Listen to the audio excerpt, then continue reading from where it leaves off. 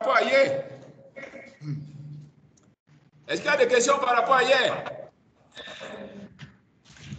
Hein, les gars des doigts là, il y a où de là? Est-ce qu'il y a des questions? Monsieur. Oui? Monsieur. Oui, je vous écoute.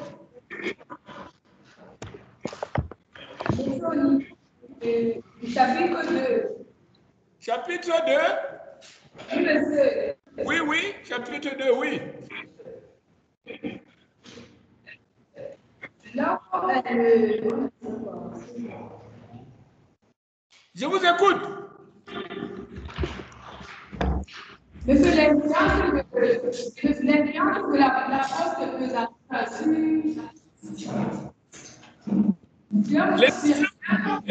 Les différents quoi? L'influence de la poste présenteur. Qu'est-ce qu'elle a dit? Rapprochez-vous du micro parce que je ne vous entends pas bien.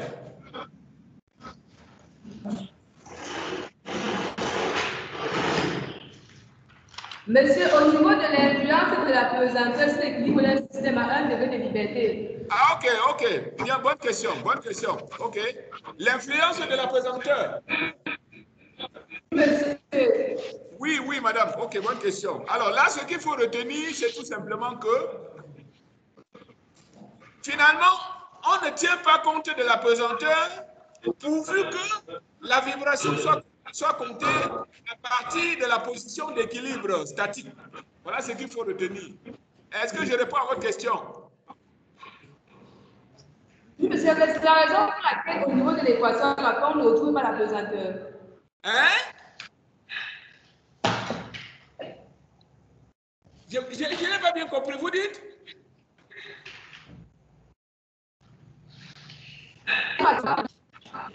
Je vous écoute, posez la question. Allez-y, je vous écoute, posez la question. C'est pour cette raison qu'à la fin, au niveau de l'équation, on ne trouve pas W la pesanteur. Justement, delta, le déplacement statique delta équilibre déjà le poids. C'est ça, justement.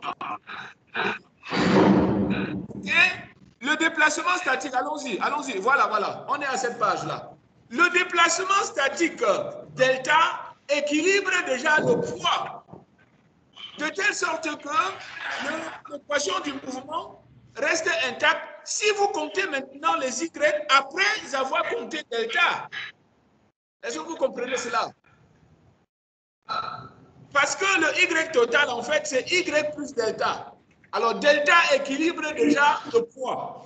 Donc, l'équation du mouvement, si vous comptez la vibration, après avoir pris en compte delta, alors l'équation du mouvement ne change pas. Donc, c'est ce que nous sommes en train de dire là. Est-ce que je réponds à votre question? Oui, monsieur. Une autre question? Non, monsieur. Alors, à Yaoundé, est-ce qu'il y a des questions?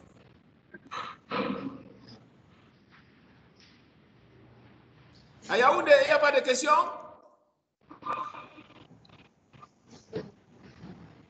Hein? Bon, et à Baranté, est-ce qu'il y a des questions? Oui? Oui, absolument. Oui, absolument. Oui. Oui.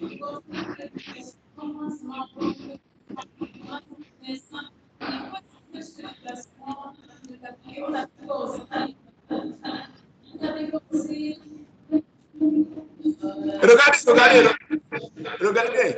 Le déplacement total, c'est le déplacement de la masse plus le déplacement de l'appui. Regardez ça. Le déplacement total, c'est le déplacement de la masse qui est U plus le déplacement de l'appui qui est UG. Et là maintenant, alors, vous injectez tout ceci dans l'équation de départ. OK? Ce qui fait donc en réalité, si vous injectez cette équation-là de départ dans... Si vous injectez cette expression dans l'équation de départ, vous obtenez donc au bout du compte cette équation où vous envoyez donc U2.G dans l'autre membre. U2.G dans l'autre. Et comme nous, ce que nous cherchons, c'est U. Donc, ça veut donc dire que ceci apparaît comme un second membre, quoi. D'accord? Puisque nous, ce qu'on cherche ici, c'est U. D'accord? Donc, on interprète ceci en disant que, en fait, imposer un déplacement revient à imposer une force extérieure. Comme s'il y avait une excitation. Alors que ici, quand vous regardez ce schéma, il n'y a pas de force extérieure ici, il n'y a pas de F ici. Mais en fait, déplacer cet appui revient en fait à imposer un F. Qui est ce F efficace? Et qui est fonction justement de l'accélération de l'appui. C'est exactement ce qui se passe pour le séisme. Puisque un séisme, c'est en réalité quoi? C'est l'excitation de la base d'un bâtiment. D'accord? C'est une accélération de la base du bâtiment. C'est exactement ça. Donc, comme si l'appui du bâtiment se déplaçait. C'est exactement ça. OK? Ce qu'il faut retenir ici, parce que bon, les équations, à la limite, on peut écrire les équations. Mais ce qu'il faut comprendre, c'est que qu'est-ce qu'il y a derrière comme physique? C'est ça qui est important. D'accord? Donc, ici, il faut retenir. Imposer un déplacement d'appui revient en fait à exciter la masse avec F efficace. D'accord? OK, autre question?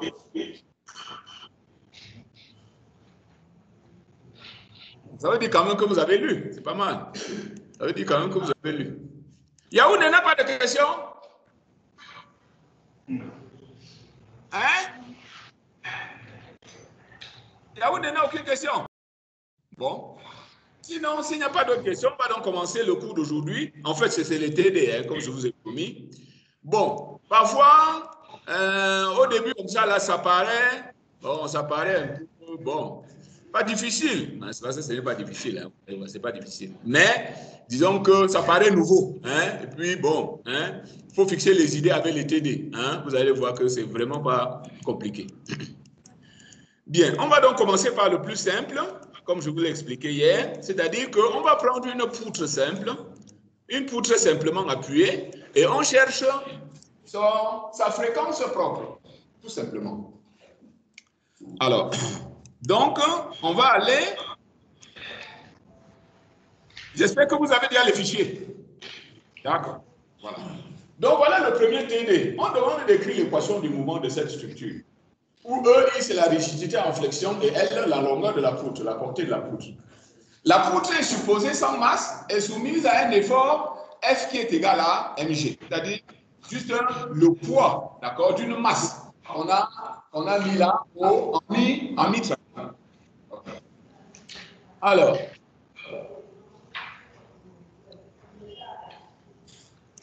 ce modèle réel, à ce modèle réel, il faut associer évidemment un système MCK, puisque c'est ça le modèle mathématique.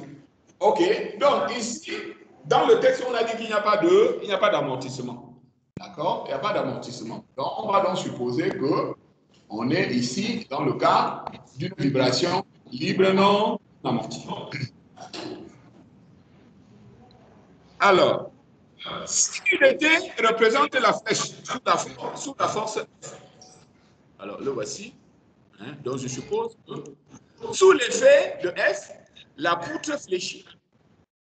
À mi-portée, je l'appelle U de T.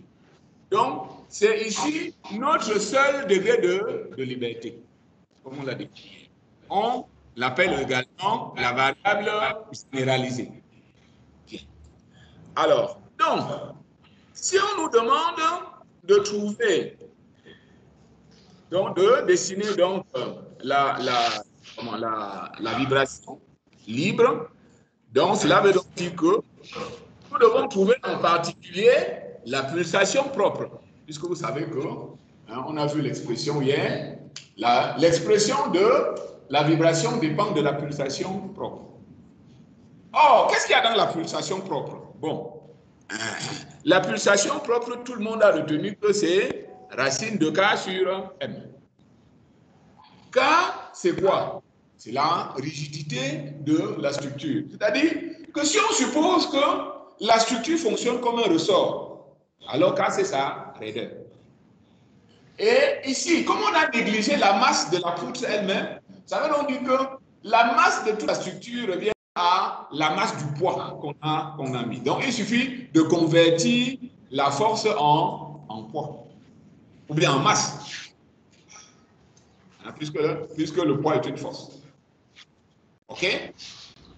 Donc, c'est pour ça que K est la rigidité de la structure supposée agir comme un ressort. Or, si la structure agit comme un ressort, ça veut dire que je peux écrire que F est égal à K fois M. C'est ça la formule du ressort. OK. Ici, F c'est quoi? Ben, F c'est F. C'est la force. Et U c'est la flèche. Donc, est-ce que je peux écrire ici la force en fonction de la flèche? Oui. Pourquoi? Parce que la RDM me le permet. Ici, tout le monde a fait déjà la RDM. Bon, pour les structures, on peut faire la à partir de l'équation différentielle fondamentale de la flexion. Voilà. Quand la poutre est hyper, comme on va le voir tout à l'heure, en tout cas, même quand c'est iso, on peut utiliser les intégrales de Moore. Mais bon, commençons par le plus simple. Donc, la RDM classique permet d'identifier K. En effet, on sait que la flèche d'une poutre est donnée de deux manières. Soit par l'intégration directe, donc de l'équation différentielle fondamentale de la flexion, soit alors par une méthode énergétique, notamment les intégrales de Moore. Bien. Donc, ici, il suffit que je trouve donc la relation entre F et U. À ce moment-là, je vais donc identifier K. Alors, détermination, intégration numérique. Bon, ici, tout le monde peut. Quand il y a une force concentrée dans une structure, pour trouver l'expression du moment fléchissant, il faut faire les coupures à partir par rapport aux forces concentrées. Bien. Donc, ça veut donc dire qu'ici, je dois avoir deux expressions du moment. Une expression entre 0 sur 2 et une autre expression entre L sur 2 et L.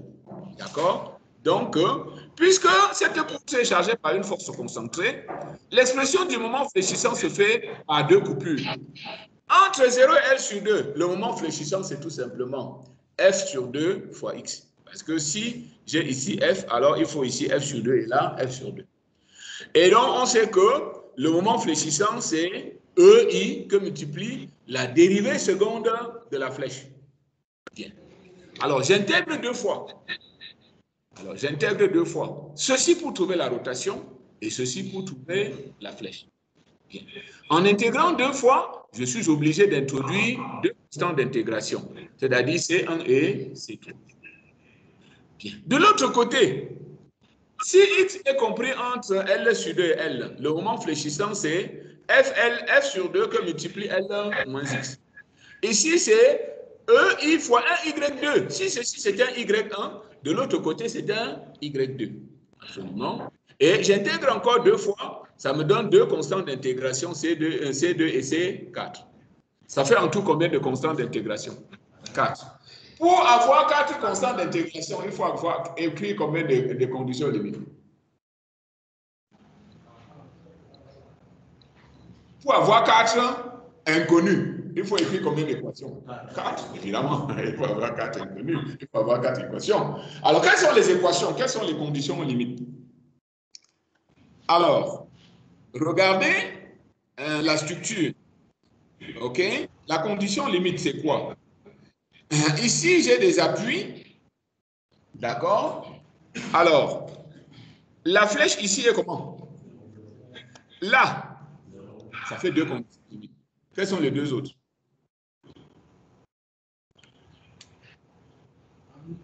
Au milieu, qu'est-ce que je peux écrire?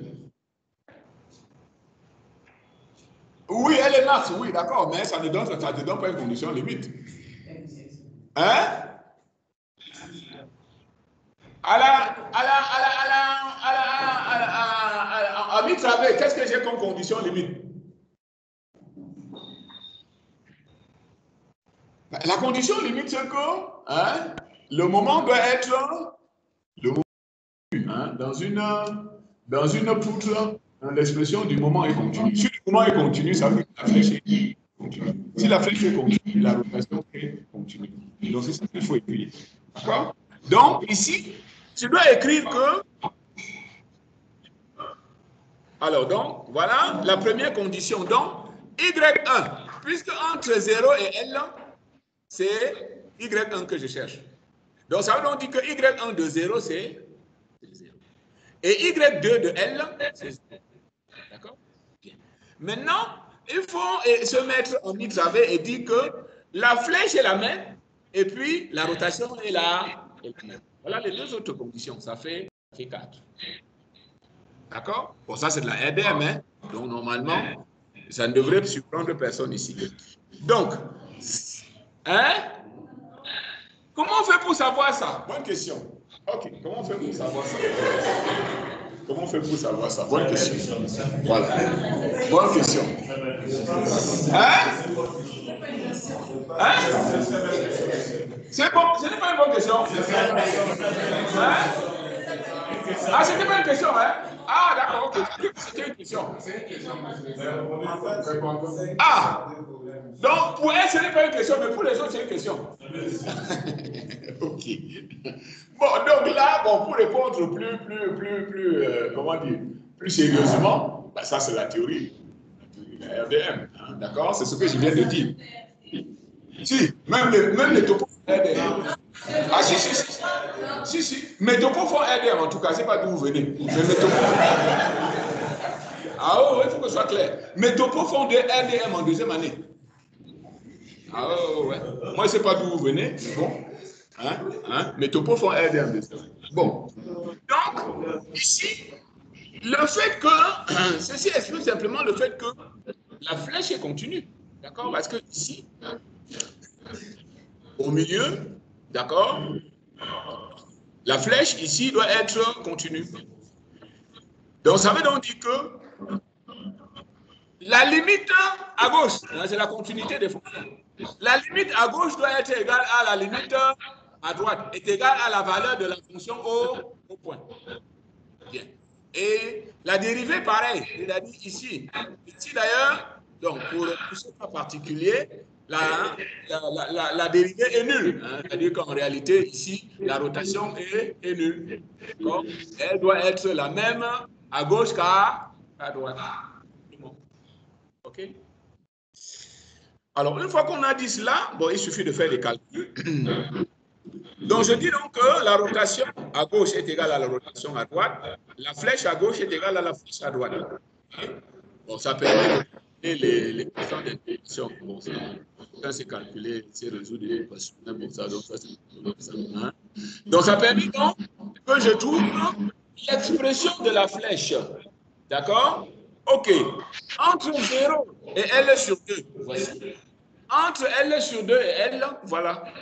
Tout simplement. Maintenant, on peut vérifier. On peut vérifier que quoi? Première vérification, on peut vérifier que la rotation à gauche est égale à la rotation à droite est égale à 0. Ce qui est tout à fait normal. D'accord? Puisque là, c'est une tangente. Et maintenant, Y1 en L sur 2 doit aussi être égal à Y2 en L sur 2. Et ici, ça fait FL cube sur la rotation. Maintenant, justement, Y en L sur 2, mais c'est justement ce que nous cherchons. C'est U. Hein, c'est notre degré de liberté qu'on cherche. Hein, souvenez-vous. D'accord? Y en L sur 2, c'est ça. La flèche en L sur 2, c'est U qu'on cherche. D'accord? C'est ça, justement. Hein? Y en L sur 2, c'est justement la flèche cherchée. Et en valeur absolue, on va donc écrire que F est égal à KU. Égal donc à K fois Y en L sur 2. Okay? Donc, ça veut donc dire que la raideur K, ce n'est autre chose que F sur Y de L sur 2.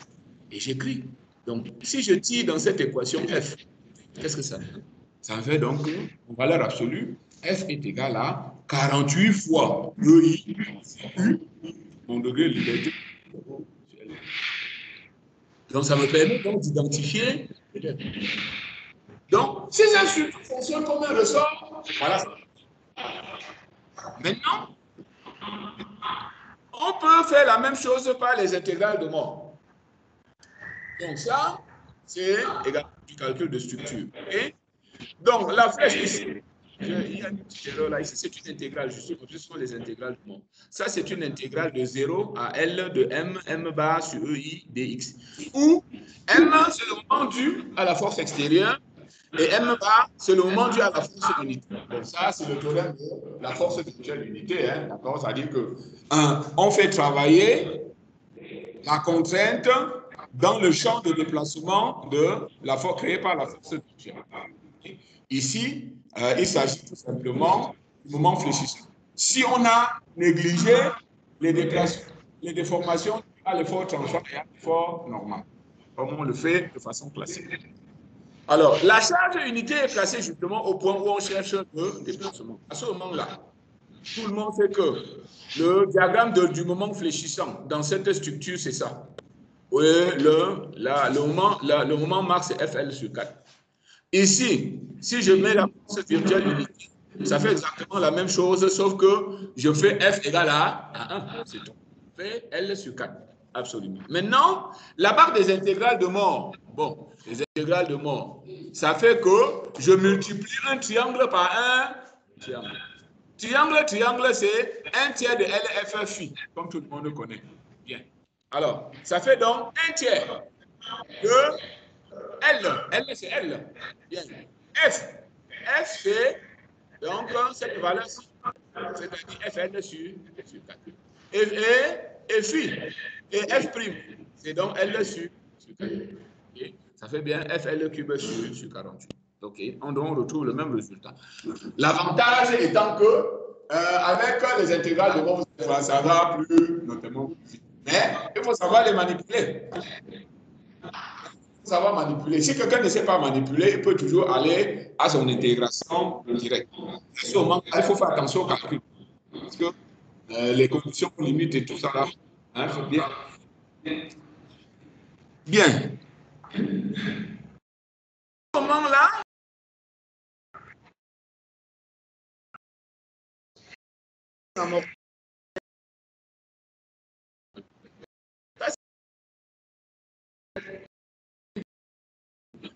oméga 0 est appelé la pulsation propre, définie par K sur. Et nous venons de dire que K c'est quoi? 48 E issu L. Et M c'est quoi? M c'est autre chose que F sur C.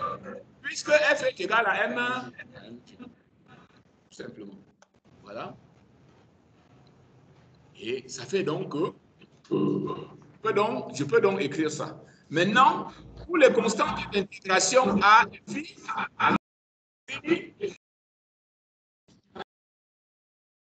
U de t est égal à ça, alors U' de t est égal à ça.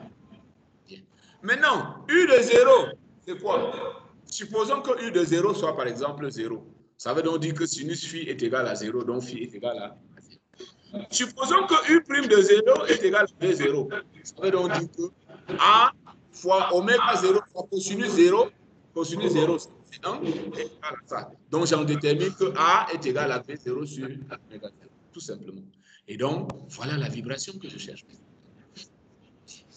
Oméga 0, ce n'est autre chose que 2pi fois F0 ou bien 2pi sur T0. Absolument. Donc, au bout du compte, ça fait ça. Donc, maintenant, je représente tout simplement, comme ça, c'est une fonction harmonique, donc il suffit que je représente sur une seule période. Parce que c'est exactement la même chose. D'accord? Fonction harmonique, ça veut dire que sur une période, je reproduis à l'intégral. Bien, alors, donc ça veut donc dire que voici la période T0. Je divise cette période en 4. 1, 2, 3, 4. OK. Alors, ici, je dois avoir 0 et 0. Ici, je dois avoir le max en positif. Ici, le max en négatif. Et là, je suis encore à 0. Donc, là, il suffit de faire. Si petit T0 sur 4, donc ça va faire pi sur 2. Sinus pi sur 2, c'est 1. Bon, là, on a le maximum de l'amplitude. Est-ce que tout le monde a compris ça? Donc, vous voyez que quand on fait les télés, ce n'est pas compliqué. Hein? Bon, quand on présente beaucoup où ça allait être un peu, mais en TD, vous voyez que ça. Hein? Voilà. Voilà. Donc, ce n'est pas compliqué. Bien. Bon, maintenant, comme vous avez déjà ça, maintenant, alors, avec tout ce qu'on a expliqué là, chacun rentre, il gratte un peu. Hein? C'est bon. Il garde la connexion à côté.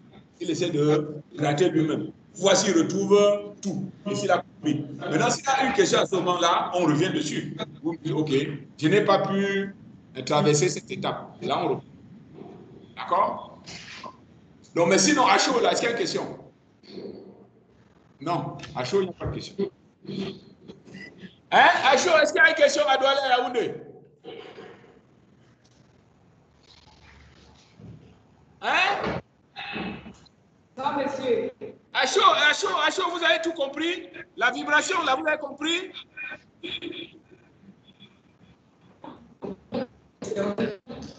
D'accord, vous avez compris?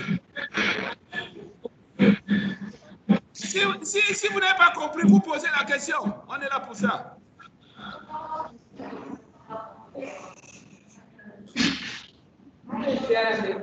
Hein? D'accord. Bon, tout le monde gratte d'abord. OK, on va se donner le temps. Tout le monde gratte et puis s'il y a des questions, on pose après. Bon, TD numéro 2. J'ai parcouru tous ces TD hier et puis je vous ai dit ce qu'on va donc chercher. Donc là, c'est le TD sur... Parce que là, hein, rappelez-vous, nous avons dit que, bon, cette courbe-là, elle est bien jolie, mais ça reflète... C'est joli comme ça pour rien. D'accord? C'est joli comme ça pour rien. Bon, maintenant, donc, on va faire un cas réel. Un cas réel, c'est donc cette dalle rigide qui est appuyée sur 4 colonnes. OK? On connaît la masse de la dalle, hein, 800 kg. Et on sait qu'en statique, on connaît le déplacement latéral créé par une force horizontale de 4000 newtons. Et on demande, premièrement, déterminer la période propre T0 de la dalle, sachant que F crée un déplacement de 0,25 cm en statique. Là, c'est très simple, puisqu'on nous a mis à donner des cas. Donc là, il n'y a rien à faire. Donc, j'ai pris la formule du ressort. D'accord? Donc, ici, si cette structure se comporte comme un ressort, alors ça veut donc dire que la raideur de ce ressort-là est égale à F divisé par... F est connu. U est connu. Donc, ça nous donne... Il n'y a rien à faire. Maintenant, si on a K et M, ça veut dire qu'on a oméga 0. Si on a oméga 0, ça veut donc dire qu'on a T0. Si on a T0, on a F0. Okay. Donc maintenant, on a dit dans le texte, alors là, on a dit dans le texte, si on revient au texte, le texte est au-dessus là. Voilà. Le texte ici au-dessus, voilà. OK. On a dit qu'on suppose que l'amortissement de la structure est tel que le taux d'amortissement est de... Donc, cela veut donc dire que je peux déterminer la pseudo-période. Absolument. Je peux déterminer.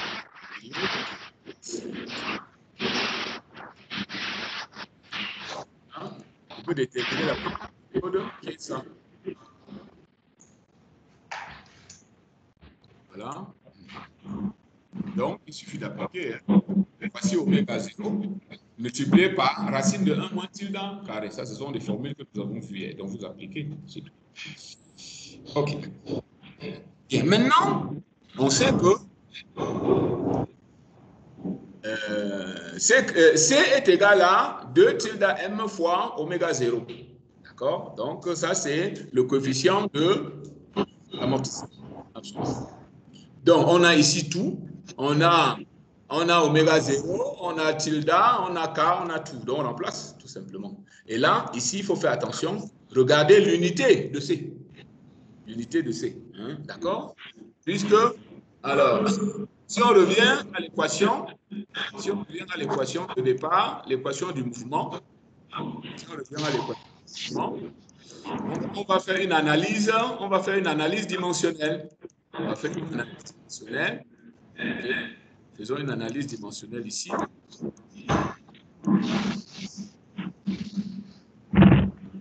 Voilà. Voilà. Faisons une analyse dimensionnelle ici. F est en quoi? Si F est en Newton, U est en quoi? Donc ça veut dire que K est en quoi?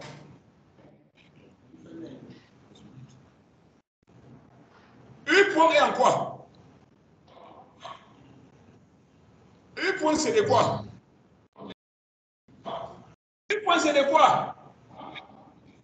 Ça fait donc quoi en unité? En dimension? On va se mettre carré pour moi. U point.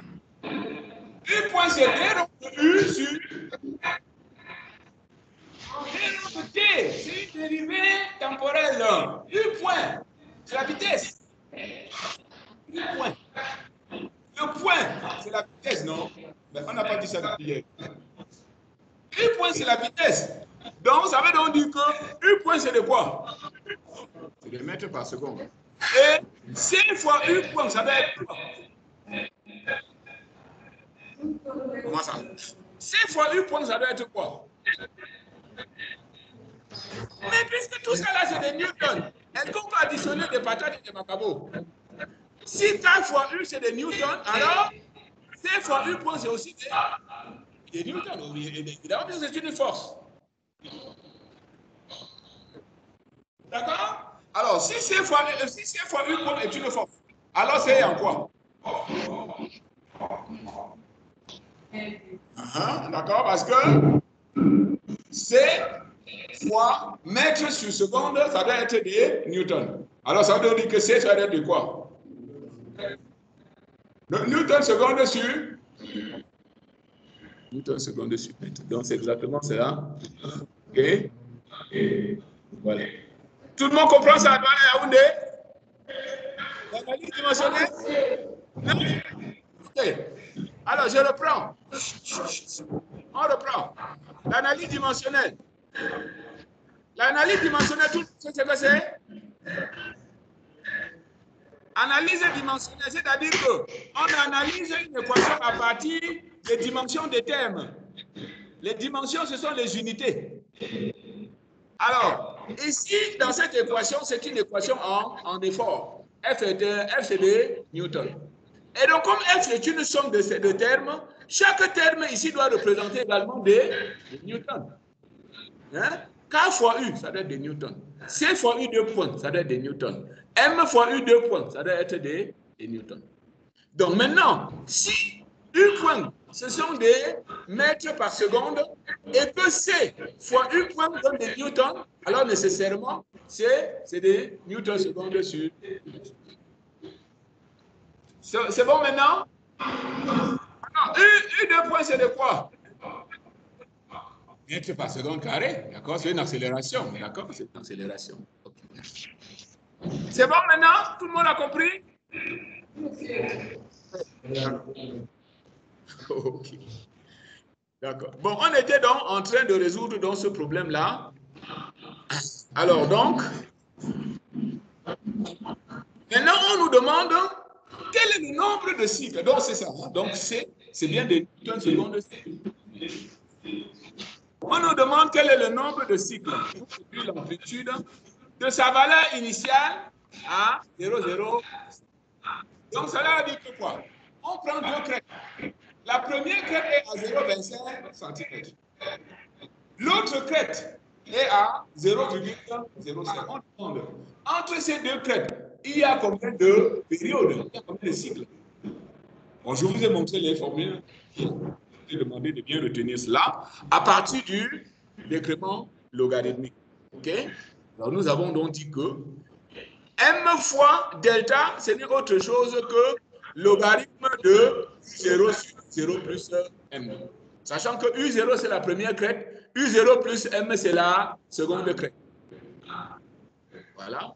À partir de là, on détermine donc le nombre de cycles m, tout simplement. Voilà.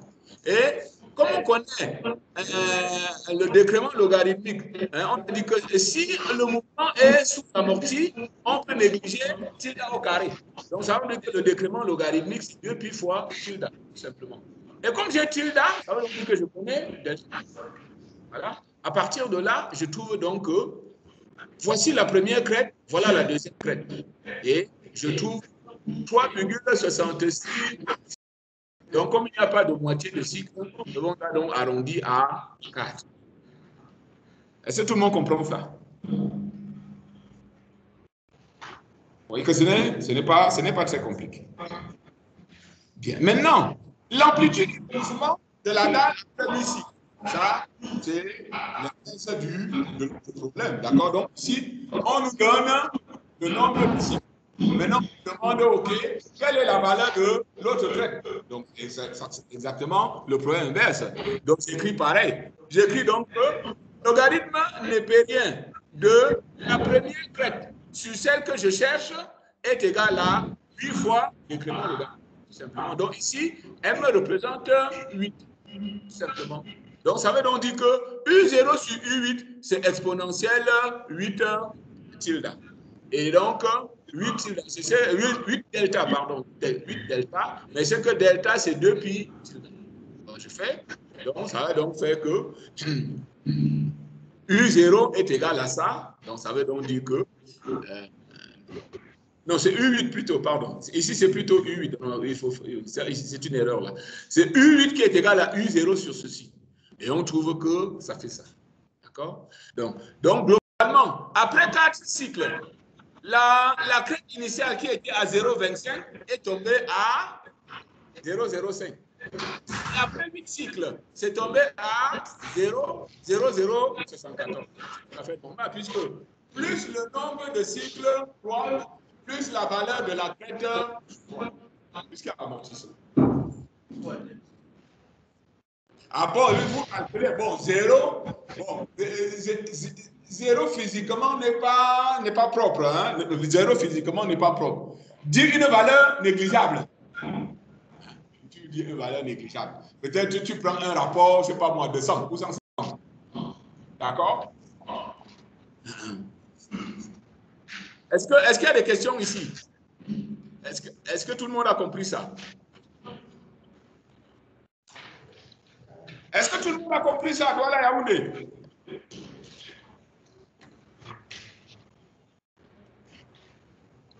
OK?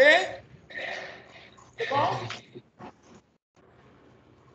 Des questions? Oui, question. Oui. Je veux savoir si on doit avoir comme un chiffre. Mais vous avez ces documents, non? Vous avez tous les documents là, non? Il n'y a pas d'organigramme, ça dépend du problème, il faut raisonner. Il faut raisonner. Hein? Il faut comprendre le cours. C'est pas comme en béton, quoi. Tu as dit qu'il y a l'organigramme, il faut calculer multitude et tout ça. Non, c'est pas comme ça. C'est pas comme ça. Hein? Puisque ça, c'est de la physique, hein? Donc il faut raisonner. Qu'est-ce qu'on cherche? Alors, mais à partir de ce qu'on cherche, bon, vous voyez le cheminement. Mais il n'y a pas d'algorithme, universel pour tous les types de problèmes qu'on va résoudre. Hein? Encore que ça, c'est le plus simple. Hein? Là, on est... Ça, c'est bon. Ça, c'est le plus simple. Hein? Ça, c'est le plus simple. Parce que bon, on est en vibration libre. Hein? D'accord? Ok, bon. Tout à l'heure, quand on va entamer les vibrations forcées, là, hein, ça va être un peu plus... Pas difficile, mais élaboré. Hein, on va dire ça comme ça, hein, d'accord? Ça va être un peu plus élaboré, hein, d'accord? Voilà. OK. Autre question? Donc, il n'y a pas d'algorithme pour répondre à la question de votre camarade. Autre question? Non. Bon. Alors, on prend quelques autres petits problèmes. Bon, ça, c'est la même chose, hein? Donc, ici c'est plutôt une poutre cantilever, hein, d'accord? Dans une poutre console. Bon, on vous pose les mêmes questions. Bon, donc c'est toujours pareil. Hein? Donc, on cherche d'abord la raideur. Voilà. Bon, ici, je n'ai pas fait l'intégration. Je suis directement passé par les intégrales, hein, les intégrales de mort. Voilà. Donc, le diagramme de moment créé par cette force, le voilà. Le diagramme de moment créé par la force unitaire, le voilà. Comme c'est des triangles, OK, les intégrales de mort disent que pour multiplier ces deux diagrammes, c'est 1 tiers de L1, F et F', ou bien phi. D'accord? Multiplier, c'est tout. Donc, vous trouvez que ça fait donc 1 tiers. Voilà, tout simplement. Alors, vibration libre non amortie, donc réponse oscillatoire harmonique, donc on connaît déjà la forme de la solution. On pose les conditions initiales, on trouve les conditions initiales, donc c'est pas compliqué. Ici, c'est le même type de problème, à la différence que maintenant ce problème-ci est hyperstatique. Ce problème est hyperstatique, voilà. Vous utilisez soit la méthode de force, soit la méthode de déplacement, comme on l'a dit hier. Mais sinon, le principe de calcul des déplacements est exactement la même. Système hyperstatique. Pour trouver M et M bar, il faut faire appel, par exemple, à la méthode des forces. Absolument. À ce moment-là, on trouve le diagramme des efforts, des moments fléchissants créés par la charge extérieure et le diagramme des moments fléchissants créé par la charge virtuelle unité. C'est toujours pareil. Ensuite, maintenant, alors, on multiplie ces deux diagrammes. Voilà. Si vous multipliez ces deux diagrammes, alors ça veut donc dire que vous multipliez ceci avec ça, plus ceci avec ça, plus ceci avec ça. Et comme c'est tous des triangles, donc c'est toujours des 1 tiers, 1 tiers, 1 tiers. OK? Donc, quand vous faites cela, cela vous donne donc W fois L au cube sur 192. D'accord? Ça veut donc dire que ici, la raideur, c'est 192 EI sur L au cube. Alors, OK, bon, maintenant, bon problème maintenant, c'est justement le problème du château d'eau avec les paramètres généralisés. Alors là, c'est plus intéressant. Alors, donc, allons d'abord lire l'énoncé complètement pour que tout le monde s'imprègne de l'énoncé. Allons d'abord lire l'énoncé pour que tout le monde se réimprègne, puisqu'on on en a déjà un peu parlé hier, que tout le monde se réimprègne de l'énoncé. Voilà. Donc, on a ce chapeau, d'accord. Ici. Maintenant, ici, on considère que le corps du château est pesant. Et M bar. Et au sommet du château, d'accord, le réservoir est modélisé par une masse grand M. On considère que la fonction de forme, c'est la fonction qui. Donc, ça veut donc dire que la forme de cette déformée, c'est qui?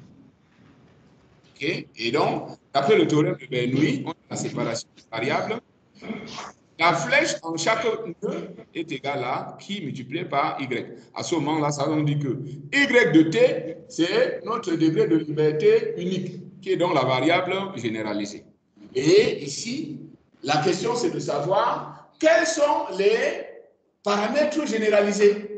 D'accord? Si on veut ramener ça à un système à 1 degré de liberté, alors que tout le monde voit bien que ici, ce système-là est un système continu. D'accord? Voilà. Donc, on a déjà vu les expressions des quantités généralisées. Donc, on va simplement mettre en calcul. Il n'y a pas de mystère à cela. Bon, voilà. Alors, donc, il faut bien vérifier que qui de 0, c'est 0. Et surtout que qui de L, c'est 1. Puisque ici, au niveau de la variable généralisée, la fonction de forme doit valoir l'unité. C'est la condition limite essentielle. Bien. Alors, si qui, c'est ça, alors qui prime, c'est ça. Et qui seconde, c'est ça. Alors, je rappelle que quand on utilise les primes, en général, c'est les dérivés par rapport à l'espace. Absolument. Et quand on utilise les primes, c'est les dérivés par rapport au temps. Donc, vous mettez calculer, il n'y a rien de particulier. D'accord? Voici la définition des caractéristiques généralisées. Par exemple, pour la masse, donc c'est M bar carré plus la somme des X plus la somme des GMI. Alors, nous n'avons pas de solide en rotation. Ce terme-ci ne va pas exister. Nous avons une seule masse discrète, qui est la masse du réservoir. Et comme qui en L, c'est 1, donc ça va faire 1, tout simplement. Voilà. Et puis, donc, M bar, c'est une masse linéaire, on peut sortir, ça ne dépend pas de X. Et ensuite, maintenant, alors, on intègre qui carré. Qui carré, bon, vous savez intégrer quand même une fonction. Hein, d'accord? Voilà. Bon, vous développez, ce sont les cosinus, vous cherchez les primitives, tout ça. Voilà, et puis vous calculez. Ah, il n'y a pas de mystère. Hein? C'est ça, non? Qui n'a pas encore fait ça? Tu vas encore dire que tu n'as pas encore fait ça. Hein? Tu n'as jamais fait ça? Hein? Amen. Ça me rassure. En tout cas, c'est fait là. Il faut seulement relire et te retrouver, quoi. C'est ça, non? Ouais. C'est simple, c'est simple. C'est simple. C'est simple. Donc, vous savez quand même ce que c'est que la primitive d'un cosinus, non? Oui? Tout le monde sait qu'on connaît quand même la primitive d'un cosinus, non? Ok, d'accord. Ok. Donc, voilà finalement donc, ce qu'on trouve comme la masse équivalente. Donc, c'est la masse discrète plus M bar L sur 2, puis que multiplie 3 pi moins 8. Tout simplement. Voilà. Alors, la rigidité, ça, c'est ce qu'on appelle la rigidité généralisée combinée, K étoile. D'accord? C'est la rigidité généralisée moins la rigidité géométrique généralisée. Parce que le G, là, c'est pour géométrique. D'accord? Et pour toutes ces quantités, on a les définitions. La rigidité, c'est ça. Donc, je calcule. Il n'y a pas de mystère. D'accord? Voilà. Donc, qui? J'ai déjà déterminé les qui. J'ai déjà déterminé les qui là, les dérivés et les qui et ses dérivés. J'ai fait ça déjà dès le départ. Voilà qui lui-même. Voici sa première dérivée. Voilà sa dérivée. Il suffit de mettre et on calcule. Il n'y a pas de mystère particulier. Voilà. Donc, ça nous donne ça. Quant à la rigidité généralisée, quant à la rigidité généralisée, c'est N fois Q, bon, où N est la force axiale. Alors ici, la force axiale du gâteau, c'est tout simplement son poids, hein, le poids de la colonne, plus le poids de la colonne ici, plus le poids du réservoir, tout simplement. C'est ça qui agit axialement sur le château. Voilà. Alors ça, c'est la fin de ce chapitre-là, enfin, de cette partie. Donc, je prends l'autre. Pour l'autre, je viens directement ici. C'est tout de suite. Voilà. D'accord? Et ensuite, donc, je calcule KG. Voilà. Je parle des définitions, hein. Il n'y a pas de mystère particulier. Et donc, cette expression donne la charge critique de flambage, d'accord? C'est ce qu'on appelle ici la charge critique de flambage, dans le cas où la rigidité généralisée est nulle, d'accord? Voilà. Bon, maintenant, pour le chargement généralisé, c'est pareil. Donc, on a tout simplement P fois qui. Bon, et puis j'intègre.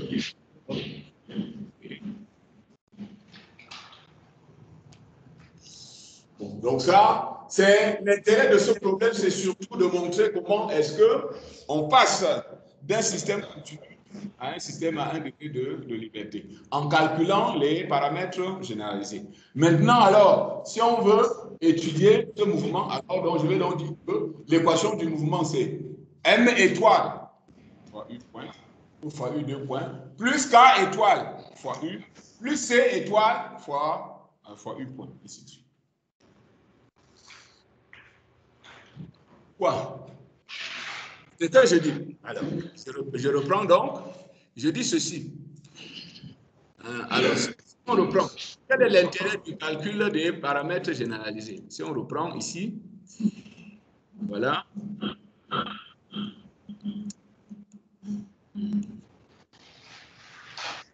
Si on ici, quel est l'intérêt?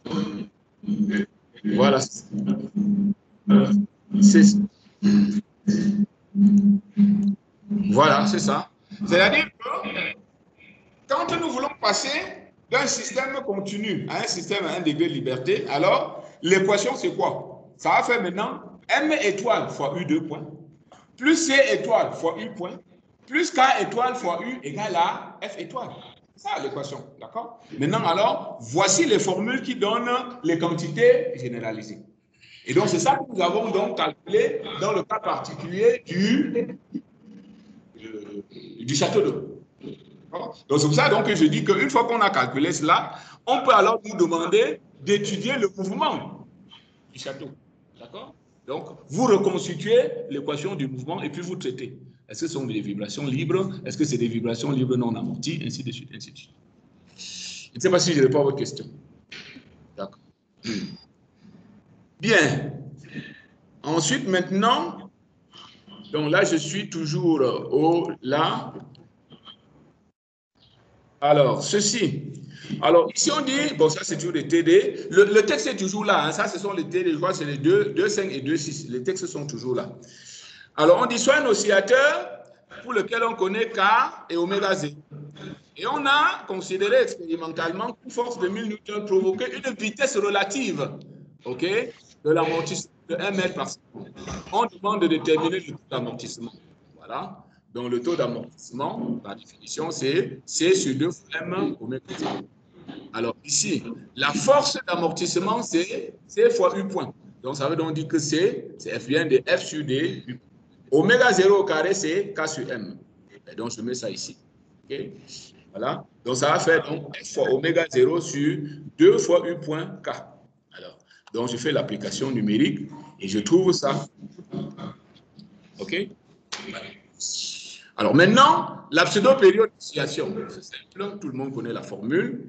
Alors, voici la période, voici la pulsation. On passe d'abord par la pulsation, ensuite on revient à la période. On peut aussi calculer la pseudo-fréquence.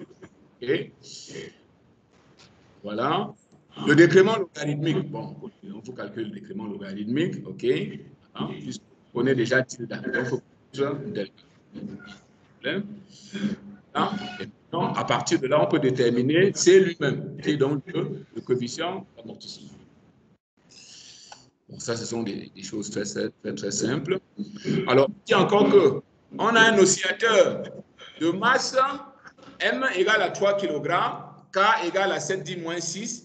Et si le système est mis en vibration libre, avec les conditions initiales, U0 égale à 1,75 et U.0 égale à 1,75 mètres par seconde, déterminer le déplacement et la vitesse à l'instant t égale à 1 seconde si, premier cas, le mouvement est non amorti. Alors, si le mouvement est non amorti, alors la vibration du système non amorti, on connaît. On va prendre la dérivée, voilà. Nous avons ici deux paramètres, on les applique. Hein. On sait que U de 0, c'est U0, ça fait A sinus phi. U point de 0, c'est V0, c'est A fois oméga 0 cosinus phi. Alors donc, oméga 0 est égal à ça, K fois M, puisqu'on a donné.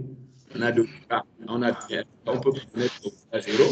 Ça veut donc dire que je peux connaître, donc je peux exprimer sinus phi et cosinus phi. Et comme je sais que sinus au carré plus cosinus carré de chaque angle est égal à 1, ça me donne une équation. OK? Alors, donc je peux donc écrire cela et finalement déduire A, qui est l'amplitude du mouvement. Absolument. Alors, je calcule la valeur numérique. Si j'ai sinus de phi, alors je peux trouver phi.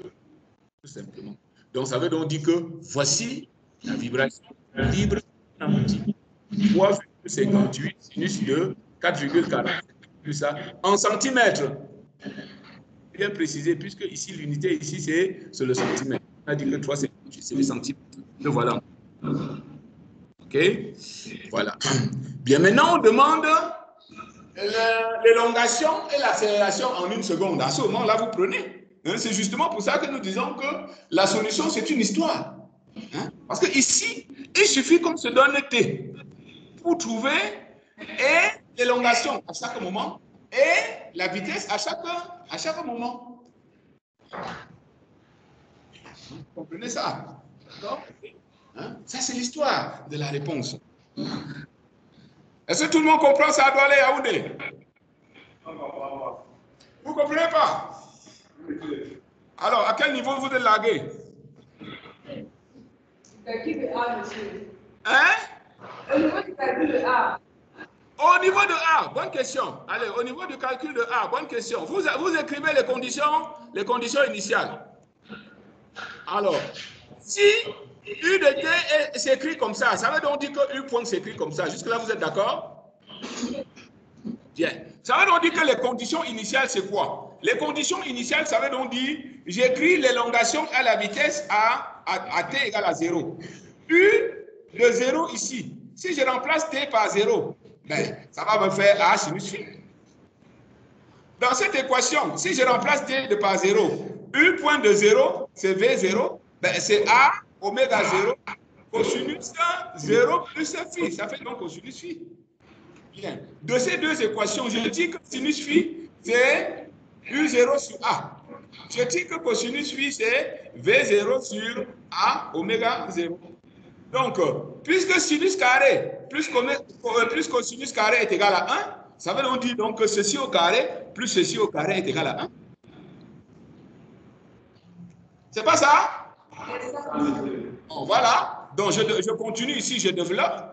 Alors, je réduis au même dénominateur. Ça me permet de tirer A, qui est l'amplitude du mouvement. Bon, là, oui. Oui, question? D'accord. Maintenant, je fais l'application. C'est tout. L'application numérique. Bien. Maintenant, puisque dans cette équation-là, je connais U0 et A, donc je peux venir remplacer pour trouver le sinus. Si je connais le sinus de l'angle, j'en ai l'angle, c'est tout. Voilà. Maintenant, une fois donc que j'ai l'expression de la vibration, je peux connaître l'élongation du mobile à chaque instant, ainsi que sa vitesse. Donc, pour T égale 1 seconde, je mets donc ici 1 seconde et je calcule. D'accord? Pour la vitesse, c'est pareil. Hein? U point en T, c'est ça. Donc, ça veut dire U point de 1 seconde, c'est comme ça. Je remplace tout simplement T par 1 seconde. Et je calcule. Voilà. Bien, maintenant, si C n'est plus nul, c'est-à-dire que si C est différent de 0 à ce moment-là, c'est que la vibration est... Première chose, je peux calculer le taux d'amortissement qui, par définition, est C sur C critique. C est donné. Je sais que C critique, c'est ça. Donc, je calcule. Je trouve un taux d'amortissement de 15,6%. Voilà. Et maintenant, nous avons dit que la vibration amortie, voilà son équation. On a montré ça hier. D'accord? On sait que voici ρ, voici la séquence. D'accord? Et maintenant, le mobile pulse, parce qu'on dit que c'est une pulsation. Donc, le mobile pulse à oméga D, parce que c'est une pseudo-pulsation. Une pseudo-pulsation libre, puisque le mouvement est amorti. Donc, le mobile pulse à oméga D. Bon, donc, à ce moment-là, c'est pareil. On connaît ρ avec les positions initiales et θ. Pareil, on a l'application numérique. Est-ce que tout le monde comprend un peu cela? Donc voilà le genre de problème qu'on peut vous poser à l'issue de ce premier chapitre. Ok? Donc, les notions existantes, les notions de degré de liberté, d'accord? L'équation du mouvement, d'accord? Ok? Les vibrations libres avec la pulsation propre, les vibrations libres non amorties, les vibrations libres amorties, il faut connaître la physique du problème et puis vous pouvez répondre à la majorité des questions. Oui. C'est pas la différence entre l'oscillation et pulsation. L'oscillation, c'est ça, ce qui est aussi. La pulsation, c'est oméga D, qui donne la période de la pseudo-oscillation. Une oscillation, c'est ça. D'accord? Une oscillation, c'est ça. Bon, maintenant, quand le mouvement est non amorti, d'accord? Les oscillations sont constantes. Quand le mouvement est amorti, les oscillations ne sont plus constantes. Mais c'est ça aussi toujours. Mais ce n'est plus harmonique, en quelque sorte. Parce que d'une pseudo-période à une autre pseudo-période, le mouvement ne se répète plus à l'intégrale. Et en particulier, l'amplitude du mouvement baisse. C'est ça, l'oscillation, c'est ça. D'accord? La période, regardez, ok. Revenons dessus. OK, c'est bon comme question. OK, comme question, revenons dessus. Revenons dessus. OK, OK. C'est là.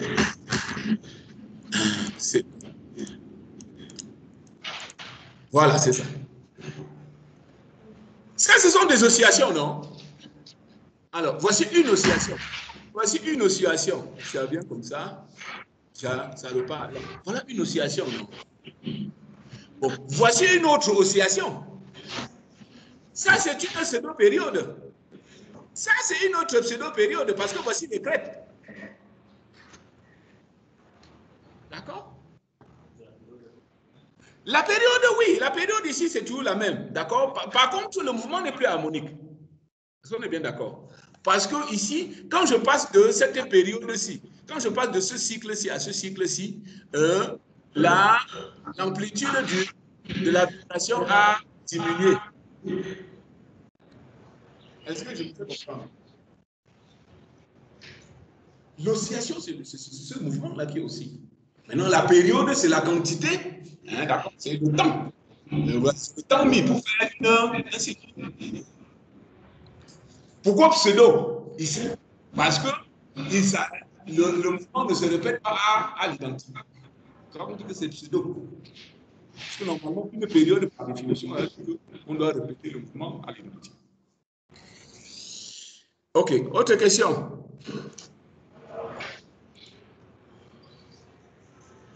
Bien.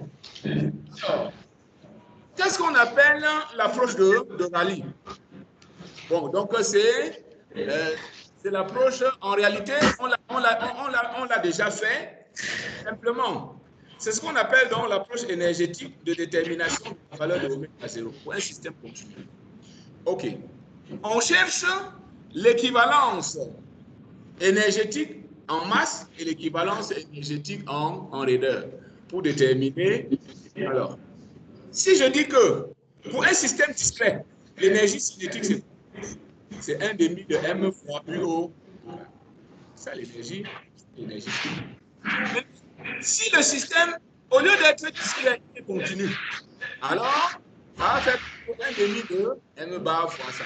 Là, vous regardez là que c'est une somme qui est continue. Et donc, si les deux systèmes sont équivalents, je peux écrire les quantités entre les deux. Maintenant, je tire profit du fait que je respecte ici le théorème de Bernoulli, donc je fais la séparation variable. Okay? Donc, ça veut donc dire que y au carré, c'est ça. Y point au carré, c'est ça. Et y prime, c'est ça. Y seconde, c'est ça. D'accord? L'avantage ici, c'est que quoi? Quand je fais une dérivée par rapport au temps, ceci reste, et ce n'est que ceci que je dérive par rapport au temps, puisque ceci ne dépend pas du temps. Quand je fais une dérivée par rapport à l'espace, ceci reste. La dérivée est ici. Parce que ceci ne dépend pas de l'espace. Alors maintenant, si je fais donc l'équivalence énergétique, il faut que l'énergie cinétique du système discret soit équivalent à l'énergie cinétique du système continu. Ça, c'est ce qu'on appelle donc l'équivalence énergétique en masse. Ce qui fait donc que M étoile est égal à ça. Mais on l'a déjà défini plus haut. Hein, ça, on l'a déjà vu plus haut.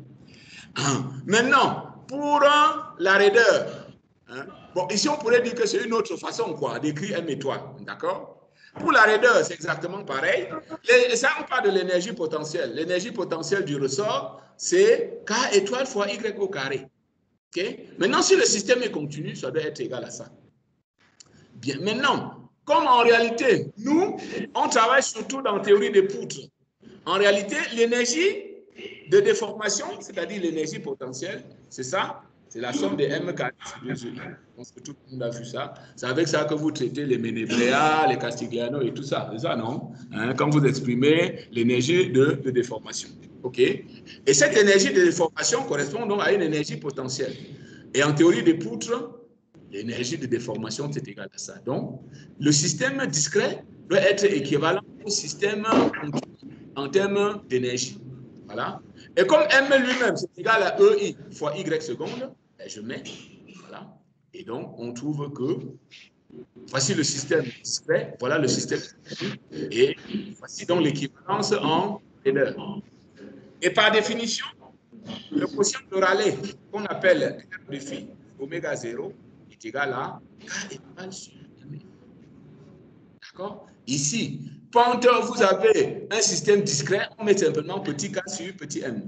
Ceci, c'est un système continu qu'on a converti absolument en système à un degré de liberté. Donc voilà, donc la formule se retrouve. Sauf qu'ici, il s'agit plutôt maintenant de k étoile et de m étoile. OK? Et donc, si je remplace k étoile et m étoile, donc ça fait ça. OK? Il y a des problèmes là par la suite où on va essayer d'appliquer, ce. Alors, donc là, c'est un idée qui est relatif à la théorie de Rayleigh. Bon. Donc ici, qu'est-ce qui se passe? Voici une poutre, d'accord, qui est supposée flexion, c'est une console, qui supporte une masse à son extrémité. Donc, on s'intéresse donc à la flexion et on suppose qu'elle est modélisée par NOI, c'est-à-dire que je peux faire la séparation de variables. La section de la tige, c'est S. L'inertie quadratique autour de Z, c'est I. Le module Young, c'est E. Et ρ est la masse volumique. Alors, on veut donc faire une détermination de oméga 0, c'est-à-dire de la pulsation propre par deux approches. Dans la première approche, on néglige la masse de la barre et on considère que la masse est concentrée tout simplement au point B. On demande quelle est la variable de déplacement à utiliser. Bon, tout le monde peut répondre à ça. Donc ça, c'est le degré de liberté. Donc c'est la flèche au point B, évidemment. Donner cette expression, on définit donc la masse et la rigidité de la poutre. Voilà, et on déduit une approximation de la fréquence fondamentale. Bien, maintenant, dans la deuxième approche, maintenant on ne néglige plus la masse de la tige. Okay? Donc ça veut donc dire qu'il faut donc écrire une équivalence énergétique entre ce système continu et le système discret. On va voir. Alors là, bon, tout ça, là, on l'a déjà vu, hein, donc d'accord. Donc c'est que pour une poutre en console, c'est que la raideur, c'est je l'ai déjà démontré en haut. OK. Donc si on néglige la masse de la tige elle-même, voici la fréquence propre, tout simplement. Voilà. OK. Maintenant, si on ne néglige plus la fréquence propre, on fait l'équivalence énergétique, comme on a dit tout à l'heure. Donc on a M étoile, c'est M plus cette somme. On l'a démontré en haut. Bon. Ici, maintenant, il suffit qu'on se donne V, c'est-à-dire la fonction de forme. D'accord? Il suffit qu'on se donne une fonction de forme. Ici, ils l'ont appelé phi. Il suffit qu'on se donne une fonction de forme. Ici, et donc, par exemple, phi égale à x sur L au carré. Bon. Donc, vous mettez ici phi, vous calculez. D'accord? Voilà. Et pour K, pareil. Et puis, donc, vous aurez ça. Donc, voici la fréquence propre. Si on ne tient pas compte de la masse de la tige, et voici la fréquence propre si on tient compte de la masse de la tige. Donc, ce sont des choses si simples. Est-ce que jusque-là, il y a des questions? Il n'y a pas de questions jusque-là? Alors là, à ce moment-là, je vais résoudre un dernier petit problème et on va arrêter. Alors ça, c'est un petit problème de vibration. On ne va pas tout résoudre. On va résoudre juste la première partie. Alors, de quoi est-il question? On doit étudier le comportement d'un portique constitué par des lames et du mobile M. Et on envisage uniquement des mouvements dans le plan XY par rapport à la position d'équilibre statique. J'ai répondu à cette question tout à l'heure au début de l'année. Pour l'ensemble de la partie, on admet les hypothèses suivantes. Bon, la bande de fréquence, vous laissez passer ça, pour l'instant, on n'est pas encore là. Les lignes sont supposées encastrées à chaque extrémité. Les mouvements de M dans le plan sont tels que l'on peut négliger la constante du mouvement suivant X. En conséquence, le déplacement d'un point sera défini par Y de X. Voilà. OK? Et donc, on respecte toujours Bernoulli. Alors, on demande ici, compte tenu des hypothèses, de calculer la raideur de la tige et puis d'en déduire la fréquence propre non amortie du système. Donc, de quoi est-il question? Voici la structure dont on est en train de parler. Voilà la structure dont on est en train de parler.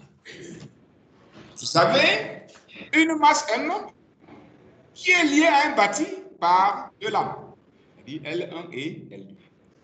On considère que la masse M est très visible, ce qui fait que les lames L1 et L2 seront supposées encastrées et sur le bâti et sur la masse.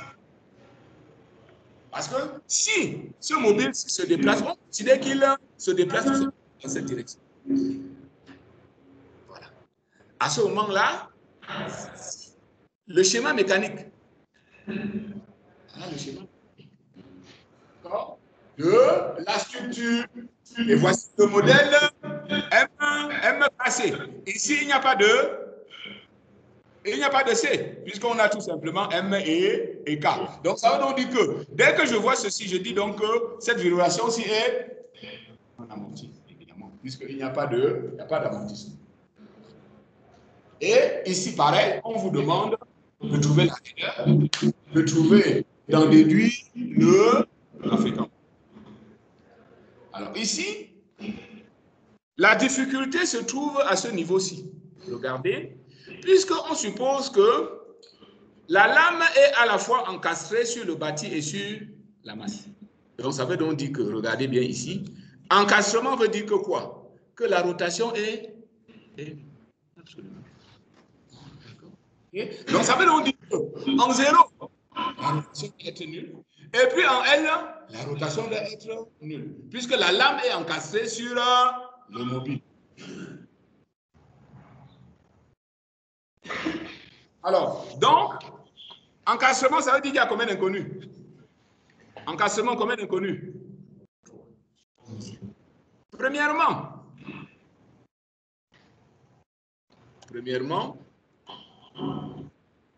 donc je passe toujours à la RDM, hein? Il n'y a pas de souci. On passe toujours à la RDM. Ça veut dire que ici j'ai 3 inconnus, ici j'ai 3 inconnus. Donc ici, si j'écris le PFS, ça veut donc quoi? Le PFS, ça veut donc combien d'équations? 3 équations. À savoir que HA est égal à, ou bien HA plus HB est égal à 0.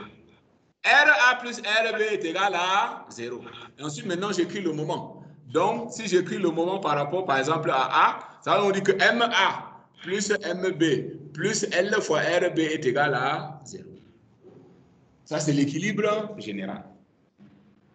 Et maintenant, si je fais une coupure, ça veut donc dire que, quel est le visseur? Le visseur, c'est NT et M.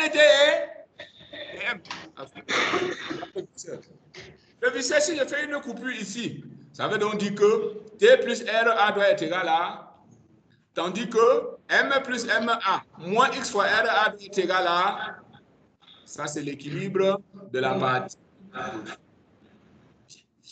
Maintenant, la déformée de la poutre. La déformée de la poutre, c'est toujours pareil. OK? Alors, ici, j'intègre 2 fois. Plus E, Y seconde est égal à M. M, voici son expression que je viens d'avoir. J'intègre 2 fois. Maintenant, les conditions limites. OK. Puisque j'ai un double encastrement. Puisque j'ai un double encastrement. Un double encastrement. Je veux dire que la flèche ici, c'est quoi? La rotation. Ici, Voici la flèche. La flèche ne peut pas être nulle puisque ici, le mobile se déplace. Mais par rapport à la tige, cette rotation est absolue. Donc, j'écris ces conditions limites. J'écris ces conditions limites. Premièrement, donc la rotation est nulle en 0. Ça élimine C. La flèche est nulle en 0. Ça élimine D. Alors, maintenant, en R, puisqu'il s'agit d'un encastrement, la rotation est aussi... Donc, ce qui fait donc que, en fait, je peux donc trouver une relation entre MA et R. Mais ici, pour trouver la raideur, je dois plutôt exprimer une relation entre quoi et quoi? Voilà, ici, si tout le monde a bien regardé. Ici, pour trouver la raideur, je vais trouver la relation entre quoi et quoi? Entre RB et la flèche en B. D'accord? Puisque c'est R. Si cette structure se comporte comme un ressort, ça veut donc dire que RB crée ce déplacement. Et si c'était un ressort, ça veut donc dire que RB est égal à K fois la flèche en R. Tout simplement. Donc, il suffit que je vienne ici, je cherche RB en fonction de cette flèche, simplement. Voilà, c'est ça. Donc ici, je sais que, donc, comme la flèche, la rotation est nulle en L, je peux trouver une relation entre MA et R.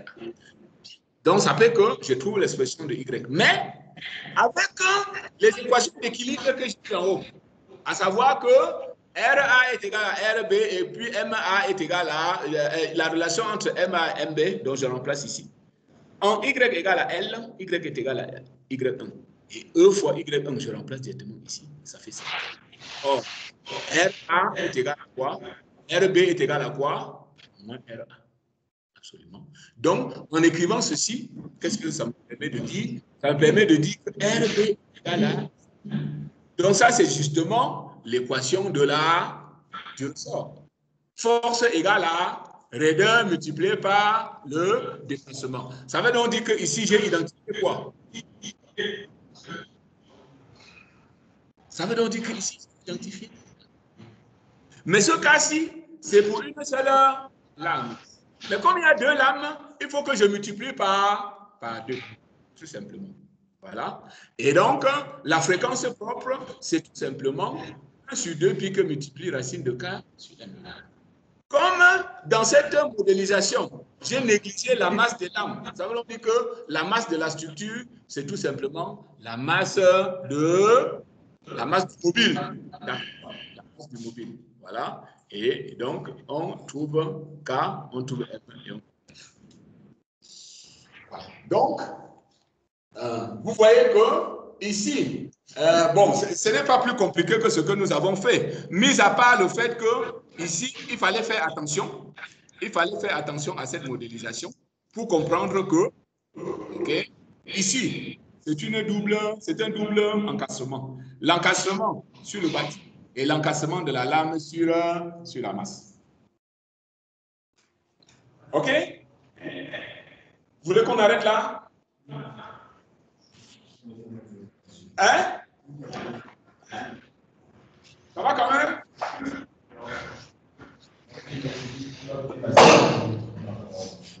Vous comprenez quand même un peu? Ça va aller. À Douala, Yaoundé, ça va? Ça va pas? Oui, est-ce que vous avez des questions?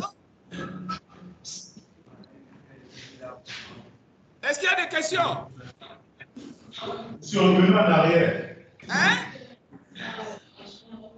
Sur le menu en arrière. On revient en arrière sur quoi? Sur quoi? Sur le problème qu'on vient de résoudre. Ok, alors revenons en arrière sur le problème qu'on vient de résoudre. Donc c'est exactement la même chose que nous faisons depuis. C'est-à-dire que nous avons cette structure-là. Vous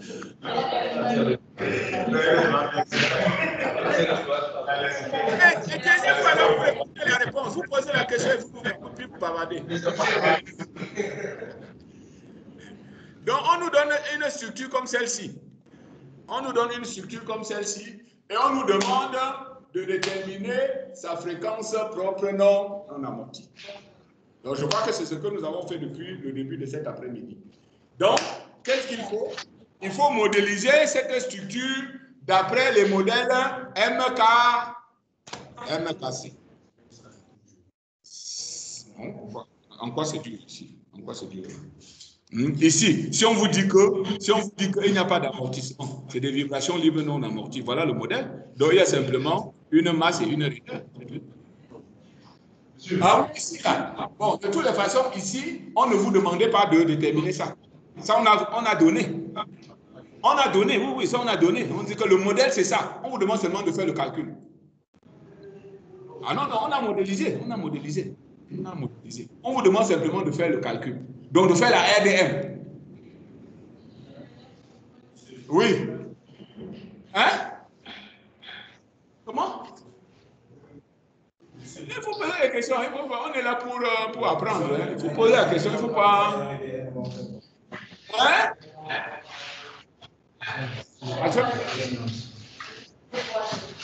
Je ne comprends pas pourquoi on n'a pas fait de RDM. Il faut faire les topos. C'est les topos. Bon, de toutes les façons, tu peux m'oublier la RDM. Non, je vous assure, tu peux oublier la RDM. Regarde. Tu peux oublier la RDM, regarde. Écoute. Attends, je vais te montrer. Tu peux oublier la RDM. Bon, ici, là. Est-ce que tu as vu la RDM? Quand tu dis que U de T égale à rho, machin, là. Est-ce que tu as vu la RDM là-bas? Ce que je te demande, c'est de pouvoir interpréter cette équation. Parce qu'on n'est pas obligé de faire ça avec la RDM. Hein? Tout vibre. Hein? En magnétisme, on vibre. Hein? Okay? On peut vibrer en tout. Hein? D'accord? Ok? D'accord? Donc ici, ce que je te demande alors de comprendre, c'est ça. Pour m'interpréter ceci, veut dire que ça, c'est une vibration libre non amortie. Et puis, si je te demande de représenter ça, que tu puisses me représenter et interpréter. OK? Donc, ici, la RDM est en amont. D'accord? Mais une fois que tu as obtenu les équations, si c'est fini, tu oublies la RDM. D'accord? Oubliez la RDM. Est-ce que j'ai répondu à vos questions? Est-ce que j'ai répondu à vos questions? Non, pas.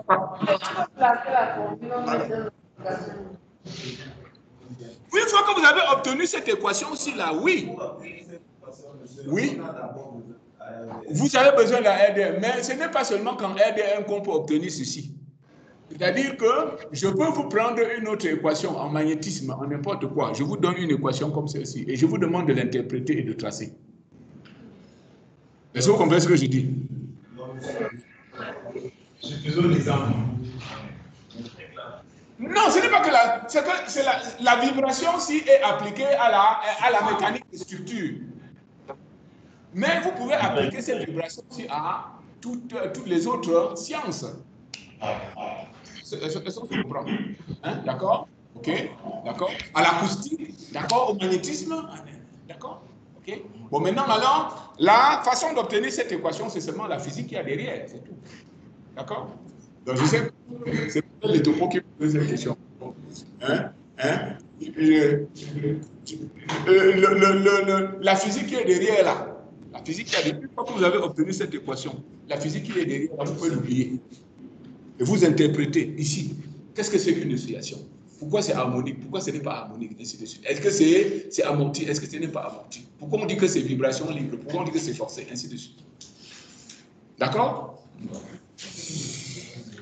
Bien. Alors, donc, j'étais en train de répondre à la question de votre camarade de Douala, ou bien de Yaoundé, je ne sais plus. Donc, je disais donc que le problème qu'on a à résoudre, c'est celui-ci. On nous demande de trouver la fréquence propre non amortie de ce système. En supposant que la masse des lames est négative. Donc, je dis, voici le schéma mécanique. Voici le schéma mécanique de la structure. Et on vous demande donc de résoudre ceci et d'exprimer RB en fonction de la flèche en B.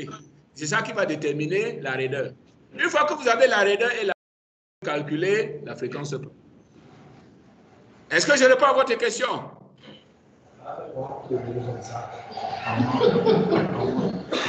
Est-ce que j'ai répondu à votre question? Si je n'ai pas répondu, vous dites que je n'ai pas répondu. Et puis vous la reprécisez.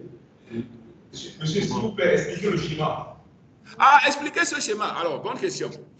Alors, voici la structure et voici le modèle. Alors, vous voyez que les lames sont encastrées sur le bâti. Voici le bâti avec l'encastrement. L'encastrement, ça veut dire que quoi? Que la flèche est nulle et la rotation nulle. Rotation nulle, ça veut dire que quoi? Ça veut dire que la déformée est tangente à la ligne moyenne. C'est ça que ça veut dire. Vous voyez qu'ici, il y a la tangence entre la ligne moyenne et la déformée. Ça, c'est l'encastrement au niveau du bâti. Au niveau du mobile M, on a supposé que les lames sont également encastrées sur la masse M. Alors, à ce moment-là, à ce niveau-ci, donc, la déformation des lames présente également, donc, ici, une tangente nulle. Donc, voilà, c'est ça. L'encastrement est interprété par ça. Le fait que ici, là, la tangente soit nulle. Vous voyez que ici, hein, d'accord, la tangente est nulle ici, la tangente est nulle là. Est-ce que je vous fais comprendre? Est-ce que je réponds à votre question?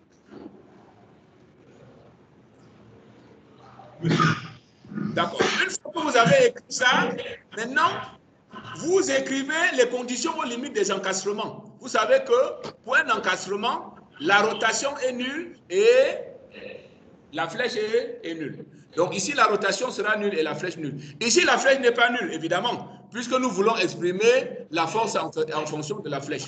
Hein? Dans cette structure, tout le monde comprend bien que ce mobile-ci va se déplacer verticalement. Et voilà, donc la RDM nous permet d'exprimer RB en fonction de la flèche. Une fois que vous avez exprimé ça, ça vous donne la raideur. Hein? Et puis, vous mettez ça dans l'expression de oméga est égal à la racine de K sur M. Est-ce que je réponds à votre question?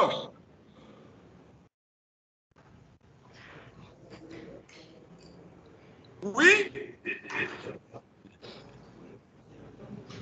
Monsieur. Oui. Puisque, pourquoi on met là, on va commencer, monsieur. Hein? Pourquoi on met un encastrement? Ah, pourquoi c'est un encastrement? Vous avez dit que c'est un encastrement. Oui, et vous me demandez pourquoi est-ce que c'est un encastrement? C'est ça la question? Non, monsieur, en fait, je pense qu'il y a une troisième variable qui manque. Que? Je pense qu'il y a une troisième variable qui manque. Laquelle?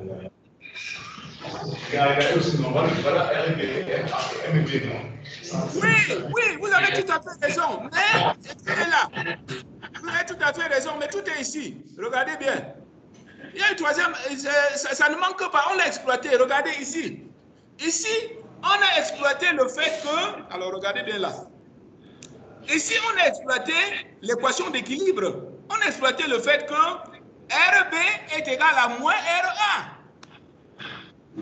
Et on a également exploité cette équation-ci, à savoir que MA est égal à moins MB plus L fois RB. Si. On les a prises en compte. Absolument. On les a prises en compte. D'accord? C'est ça. Puisque dans cette relation-là, d'accord, on a trouvé MA et puis vous trouvez MA, on a remplacé, d'accord? Alors là, par sa valeur. Et ici, avant de trouver cette expression-ci, une fois que vous trouvez cette expression, vous voulez chercher la flèche en x égale à L. Donc vous faites le remplacement ici. Mais vous voyez que vous n'avez pas oublié l'autre équation, puisque vous avez tenu compte du fait que R A est égal à moins RB pour convertir ceci et exprimer maintenant alors RB en fonction de la flèche. Donc on n'a pas oublié du tout. Est-ce que je réponds à votre question? On n'a pas oublié un paramètre, pas du tout.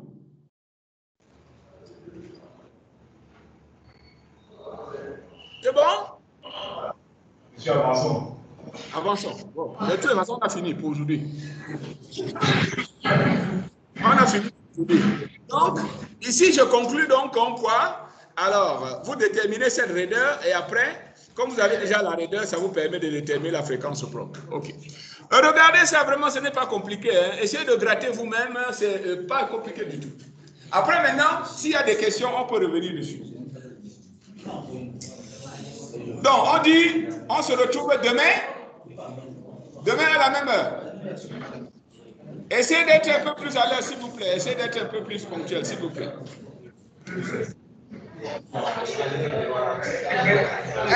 Il y a des questions encore? Oui?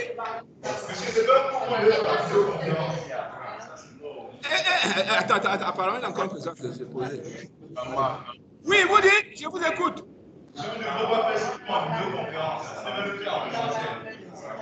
Okay. Je n'entends rien, vous bavardez, on n'entend rien. Monsieur, je dis qu'on ne devrait pas faire ce pour en vidéoconférence, on devrait le faire en présentiel. Ça nous donne la possibilité de